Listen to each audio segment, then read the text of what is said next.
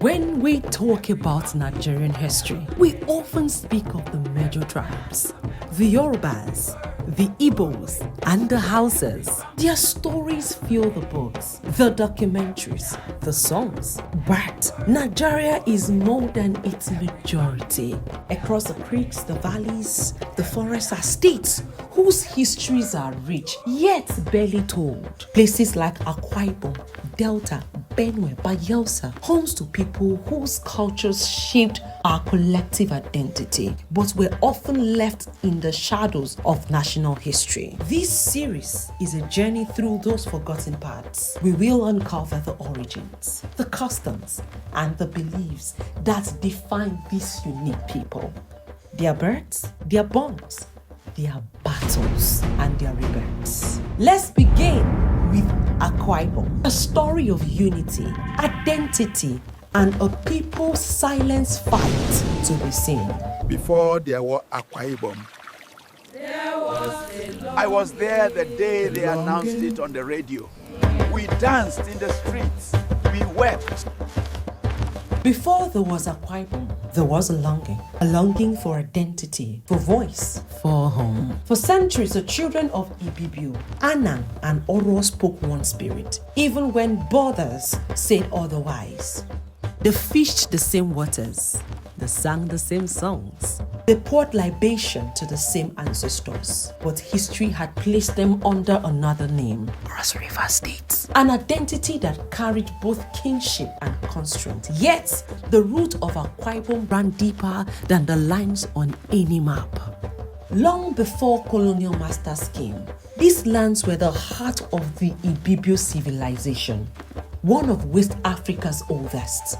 They were builders, farmers, priests, and philosophers. Their settlements stretched from the Cross River Basin to the Atlantic coast, a harmony of culture connected by water.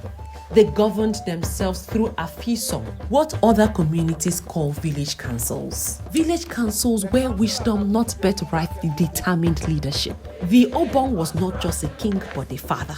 The Ekpo and Ekpe secret societies held spiritual authority, maintaining justice and order through the mastery of the unseen. When the Europeans came, they saw kingdoms, but called them tribes. They saw unity and called it province. They saw governance and dismissed it as primitive. And from that day, history began to misname her own children. After Nigeria's independence, while Calabar stood as the seat of government, many voices inland grew faint. Roads were few, development was distant.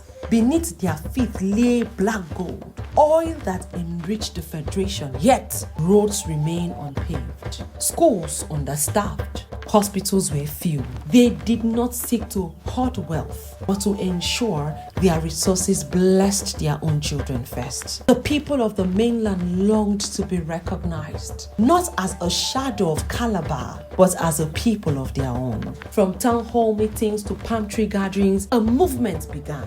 Men and women stood up and said, Give us a name that is ours, a land that carries our voice. Among them stood voices that would not be silenced. Senator Udo Udoma, Chief Obongata, traditional rulers, teachers and farmers. They carried petitions to Lagos. They spoke at conferences. They organized. They prayed. They persisted. The women were not silent. Market women, teachers, and priestesses, they organized rallies. They sang protest songs in marketplaces. They refused to let their children's future be decided without them. They were not alone. Across Nigeria, voices arose. Kassina from Kaduna, Oshun from Oyo, Kogi from Kwara and Benue. The 1987 and 1991 state creation exercise shaped the map of Nigeria. But for Akwa Ibom, this was not just politics. It was prophecy fulfilled. They dreamed of a new identity, one that would honor their ancestors and unite their clans. In time, that dream became a reality. The dream reached the years of power. On September 23, 1987, under the leadership of General Ibrahim Babangida, that scribe became a reality. Akwa Ibom State was born, carved out of Cross River, not by conquest, but by conviction. Air Commodore Idongesit Nkanga became the first governor, a son of the soil, entrusted with the task of building a new homeland, and the capital would no longer be Calabar. It will be called Uyo, a city that will rise from the red earth to become the heart of a reborn people. The name Akwa Ibom was drawn from the sacred water of Akwa Ibom River. Some say it means the people of the great river. Others whisper it means the land of promise, Idorenyin. Either way, it symbolizes unity and divine origin, a covenant between the people and their ancestors. The state emblem was chosen with care: a shield for defense, an oil palm for prosperity, and fish for the water that gave them life. On the day Akwa Ibom was born, libations were poured, ancestors were invoked. The elders said the land itself had been waiting to be called by its true name. For in Ibibio cosmology, names carry power. To name a thing is to breathe life into it. That day, the Ibibio, Anang, and Oro stood as one again, not as divided tribes, but as a single heartbeat. Their ancestral homeland had returned to them. But birth is only the beginning. The new state faced its trials, building from scratch, uniting diverse clans under one government, proving to the world that they could thrive.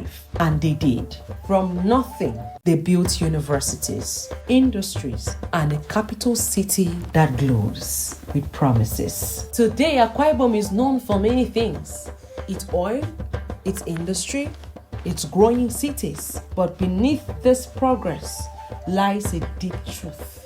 This state was born from a people's refusal to be forgotten. It was not given, it was earned. Through patience, through unity, and through faith in ancestral memories. See you in my next video.